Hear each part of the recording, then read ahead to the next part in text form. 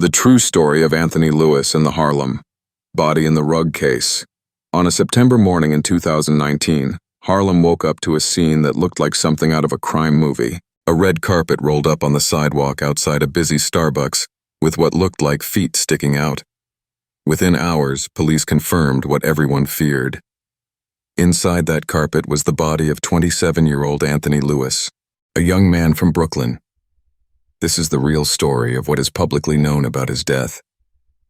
News outlets identified the victim as Anthony Lewis, age 27, a resident of Bedford-Stuyvesant, Brooklyn. Police and local reporting say he lived in the Tompkins houses, a Noakia complex on Park Avenue in Bed-Stuy. Beyond those basic facts, very little personal information about him has been made public. There are no widely published interviews, long profiles, or deep background pieces focused on his life. Most coverage concentrates on how he was found and the investigation that followed. The discovery, September 12, 2019. On the morning of September 12, 2019, around 5:50 to 6:00 a.m., a passerby on West 145th Street and Frederick Douglass Boulevard in Harlem noticed something strange on the sidewalk in front of a Starbucks, a rolled-up red carpet with what looked like feet or shoes sticking out. Here's what's documented. The carpet was lying near parking meters and close to the Starbucks entrance. The person who saw it called 911, reporting what they believed were feet hanging out of a rolled rug. A Starbucks worker also noticed the same thing, ran next door to notify a doorman, and the doorman then contacted authorities. When NYPD officers arrived, they unrolled the carpet and found a man inside, fully clothed, wrapped in plastic and then in the rug. He was pronounced dead at the scene. At first, the victim had no ID on him, and police only described him as a man in his 20s wearing gray sweatpants and a t-shirt. Identification and cause of death. By the next day, September 13, 2019, the NYPD publicly confirmed the victim's identity. Name, Anthony Lewis. Age, 27. Residence, Bed-Stuy, Brooklyn. Tompkins houses.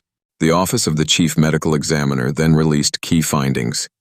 He died from a gunshot wound to the chest. Some reports also note head trauma or potential wounds to the head, indicating he may have been beaten or struck as well. Based on the autopsy, his death was officially ruled a homicide. One crucial detail: investigators believe he was killed elsewhere and then transported and dumped outside the Starbucks. The shopping cart video. Very quickly, police obtained security footage from nearby buildings and businesses. What they found became the core visual element of the case. Surveillance video shows two men, both wearing baseball caps, casually pushing a red Target shopping cart down West 145th Street in the early hours of the morning, with a rolled-up carpet on top of the cart, the same kind of red carpet later found outside the Starbucks. The timeline from that footage. Around 2:30 a.m., the two men are caught on camera pushing the shopping cart with the carpet. Several hours later, just before 6 a.m., the carpet is found outside the Starbucks with Lewis's body inside. Other details from reports. At one point, a cyclist rides past them as they're pushing the cart. The men keep going without reacting. A concierge at a nearby building later told reporters he saw the men on his building's cameras walking by with the shopping cart and then leaving it near his car. The shopping cart itself was later recovered nearby and taken as evidence. Police released stills and video of the two men to the public, hoping someone would recognize them. The suspected crime scene.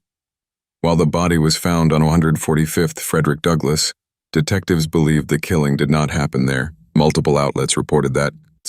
Investigators focused on a first-floor apartment on West 147th Street, 2 blocks from the Starbucks. Detectives and crime scene technicians were seen going in and out of that apartment over the following days. Police did not publicly explain the exact link between the apartment and the murder, only that it was part of their investigation. So the working theory, from what's been reported, was Anthony Lewis is killed at another location, possibly that apartment. His body is wrapped in plastic and then rolled inside a red carpet. Two men transport the carpet in a Target cart through Harlem streets. They leave it on the sidewalk in front of the Starbucks. Everything beyond that, who killed him, why, and what exactly happened in the hours before his death, has not been clearly laid out in public records. Status of the case. This is one of those cases where the visuals are vivid, but the resolution is murky. From what is publicly available, The NYPD treated the case as a homicide investigation from the moment the autopsy confirmed the gunshot wound. Police appealed to the public for help identifying the two men seen in the shopping cart video. As of the latest mainstream coverage I can see, no widely reported arrests or convictions have been tied to Anthony Lewis's murder. The case appears to remain unsolved in the public record.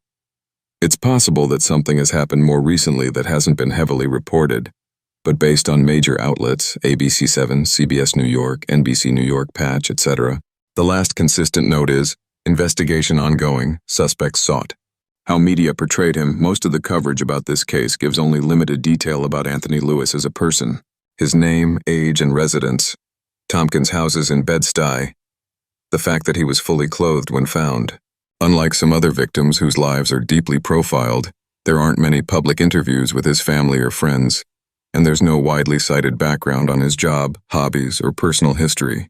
So to stay strictly factual, it's more honest to say, we know how Anthony Lewis died and how his body was abandoned, but we don't have much reliable public information about how he lived. That lack of detail is itself part of the story. A young man's life, reduced in the media mostly to a crime scene,